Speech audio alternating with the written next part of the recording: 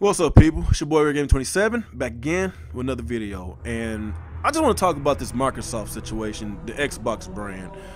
Y'all know I'm a huge fan of the Xbox brand. You know, I done bought 3 different Xbox generation, the launch day $500 console.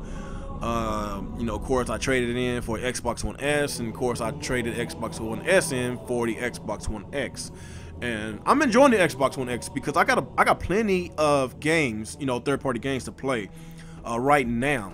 That's best played on my Xbox One X. You know, I got a PS4 Pro, and of course I have a Nintendo Switch, and Nintendo Switch don't really get that many multiplats. So when it comes to console, the best looking games as far as the third-party multiplat games is going to be on the Xbox One X. So I do have some type of value on my Xbox One X. I do have value. You know, it depends on your preference. If you're more of a PlayStation guy, then you might prefer playing multiplayer on PlayStation. But you know, me, I'm more of an Xbox guy. But you know, even though there is a lot of multiplats to play right now, and there's more coming, like the Division 2, Devil May Cry 5, Metro Exodus just launched last week, a few days ago. You know, there's plenty of games. Kingdom Hearts 3 that just launched a couple, 2-3 weeks ago. So there's a lot of games to play on the Xbox One X. But my deal with this situation is the fact that Microsoft is still struggling with first-party games, and you know, this is 2 years in a row that their first-party games has been, you know, complete trash. You know, not only they get trash reviews, the gameplay looks trash. I tried to play Sea of Thieves. It was broken for a couple of hours. We couldn't even get into a match, and once we played, it was a dull environment. Like, we didn't know what to do. It was just a bad game. You know, with all that hype, you know, Microsoft put into the game, all the promotion, you know, this and that, and I was so highly disappointed. I didn't even pay for the game. Well, of course, I downloaded it through Game Pass, but there was no way in hell that I was gonna pay $60 for a unfinished game. From what I know right now, I heard Sea of Thieves been doing a lot better lately. They released a whole bunch of patches, a whole bunch of updates, and a lot of people saying that it's doing good right now, especially on Twitch. They're getting a lot of streamers, a lot of viewers watching Sea of Thieves. And if it is a better game, then in that case, why Microsoft did not hold that game back so it can get the proper reviews that it deserves? Because right now, that bad Metacritic score is gonna stay on that Sea of Thieves for life. It doesn't matter how many updates the game get. It could be the best game ever, but you know, the day one launch, you know, when they first got the reviews, like it holds a bad stigma. That's what I'm saying. And you know, State of Decay, State of Decay just did not interest me at all. It looks like a boring game. It does not even look like a AAA game, and it just did not interest me. You know, of course, Microsoft, they, you know, boast and brag on how many people was playing it, and you know, and Microsoft, they still don't want to give the numbers on sales. I don't know why they decide to do that, and you know, maybe they just hide it because they feel embarrassed. And the reason why they get these high numbers and people playing their games is because of Game Pass. They keep getting these promotions on these Game Pass, you know, $2 for 2 months, Game Pass $10 a month. You know, it's a very it has value. Game Pass holds value, and I love Game Pass. It's one of the best deals that they ever did, you know, for the gaming industry. So that's one thing I can't get to of Microsoft. So that was last year. Sea of Thieves and State of Decay, they launched within a couple months from each other. Bad games. And this year, well, it just you know, it just launched a few days ago. You know, I think got a Metacritic of not 69, a 59. Like, that is that's not good.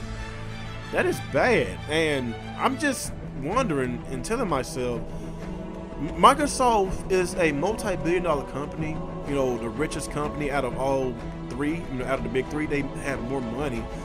Why they can't transition all that money that Microsoft had to getting better talent? That tells me that, you know, they're finished with this generation. They don't care. They just want to get this over with. I believe that the next Xbox is going to launch within 2 years from now, probably less than that. And they just trying to ride this this rocky road, because it's a very rocky road. They just trying to ride it out.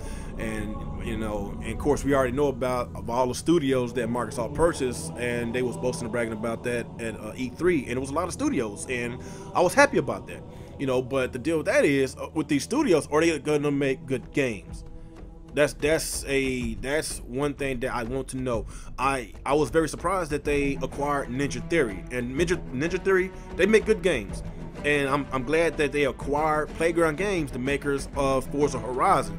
Forza Horizon is a great series, and there's rumors that, I'm not sure if it's a rumor or it's true, that Playground Games are making an open world game. And the rumor is probably a Fable game. So if Playground Games working on another game that's not Forza Horizon, then I'm very excited about that, because Playground Games, they make really good looking games. So there's a lot of great things, you know, in the Xbox future, and I feel that Microsoft don't care about this generation no more, because it was a clusterfuck. It was a clusterfuck, you know, in the beginning, and it's still a clusterfuck right now, because of all the games that we had first party wise has been bad. If it's not Halo, Gears of War, it's been bad. The only games that I kind of like, you know, even though it didn't get, you know, good reviews, is Rise, Sun and Rome. You know, that game has potential. You know, I enjoyed it a little bit, but there was stuff that they could have fixed. The gameplay mechanics was not that good. It was too slow. It was clunky. So that game could have been, you know, a project. You know, they could have set the foundation of making another game to make a sequel. And that's one game that I wish that they could make a sequel to. It has potential. It's a pretty looking game. But, you know, overall, I just don't like these one and done games, you know, especially, you know, if they got potential.